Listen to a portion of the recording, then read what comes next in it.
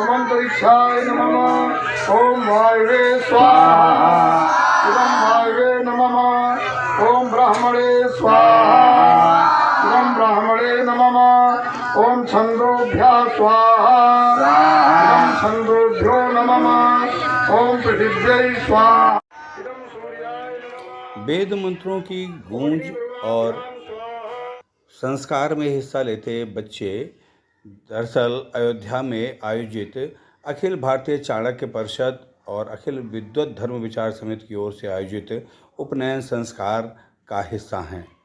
सामूहिक तौर पर ये बच्चों के उपनयन संस्कार का आयोजन है।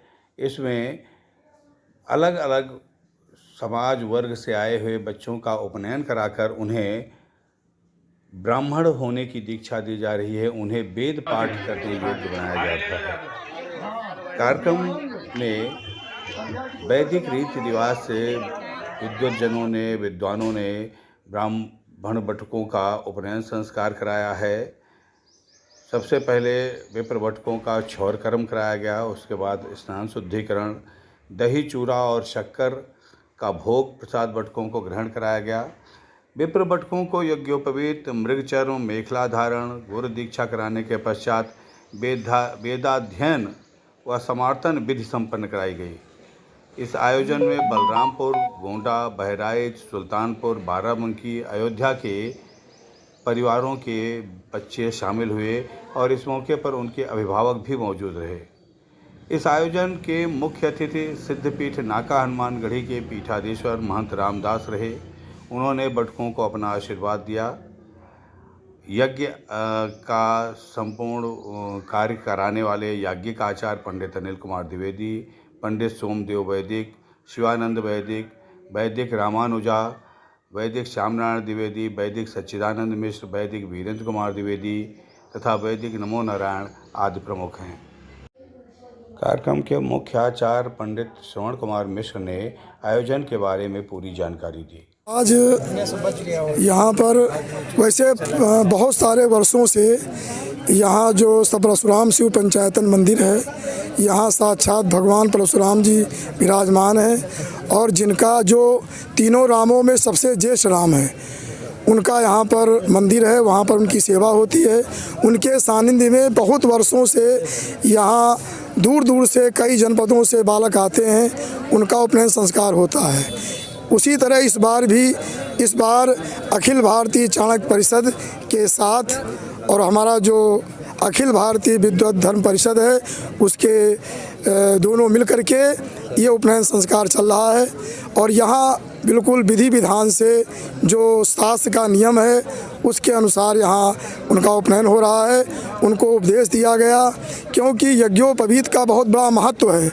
उपनयन का मतलब होता है कि व्यक्ति जब वेद पढ़ने की इच्छा करता है तो बिना उपनयन के वेद नहीं पढ़ सकता है। उपनयन का अर्थ है कि गुरु के पास जाना, और जब गुरु उपनयन कर देता है उसके बाद वो वेद पढ़ने का अधिकारी हो जाता है।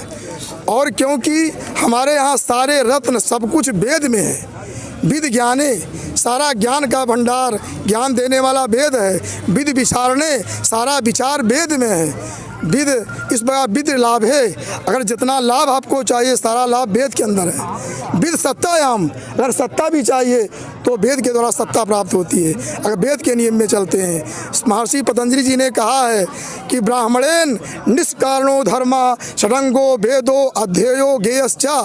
ये ब्राह्मण का निष्कारण धर्म है कि षडंग वेदों का अध्ययन करे, उनको जाने। लेकिन ये लाभ कब मिलेगा? उपनयन संस्कार के बाद ही मिलेगा। इसलिए उपनयन संस्कार हुआ कि वेद पढ़ें और वेद का वास्तविक ज्ञान प्राप्त करके एक गायत्री से युक्त हो जाएं और अपने समाज, मैंने सारे समाज का, देश और राष्ट्र का हित करें। वो इस प्रकार से अपनी प्रतिभा, जैसे हमारी प्रतिभा जो थी पूरे विश्व में थी, पूरे विश्व के लोग भारत से शिक्षा लेते थे। आजकल हम लोग आपस में लड़ करके ये देवता कमज़ोर, वो देवता कमज़ोर, एक दूसरे देवताओं की निंदा करने में ही अपनी सारी ऊर्जा खपा देते हैं। इस नाते हमारे सनातन धर्म का ह्रास हो रहा है। जिनका जो हमारे धर्म के विरोधी, उनको नहीं, अपने में ही। इस तरह मैं चाहता हूँ ये अच्छे ब्रह्मचारी हों और सही जो राम राज्य है उसकी स्थापना हो, जहाँ जो समलैंगिक कानून ऐसे भारतीय चाणक्य परिषद और विश्व विद्युत परिषद के माध्यम से यज्ञोपवीत संस्कार का कार्यक्रम हो रहा है, जिसमें 63 बच्चे सम्मिलित हुए हैं और जिसमें आशीर्वाद देने के लिए अभी आचार्य श्रवण कुमार जी ने बहुत विस्तार से बताया। मैं भी सहमत हूँ आप सबकी बातों से। और हमारे बीच परम पूज्य पीठाधीश्वर नाका हनुमानगढ़ी सिद्धपीठ के महंत जी पधार चुके हैं। मैं चाहूँगा कि वो भी अपना 2 शब्द आशीर्वचन के रूप में दें। सब बोलो जय राम जय जय राम। श्री राम जय राम जय जय राम। श्री राम जय राम जय जय राम। श्री सीताराम जी महाराज की जय। आज परशुराम जी मंदिर दुर्वासा मंदिर के पीठाधीश्वर आचार्य पंडित श्रवण कुमार मिश्र जी, जो कि बाल्यकाल से ही ब्रह्मचारी के रूप में लोगों को शिक्षा देते हैं। जैसा इन्होंने अभी रामराज के बारे में कहा कि सब नर करें परस्पर प्रीति।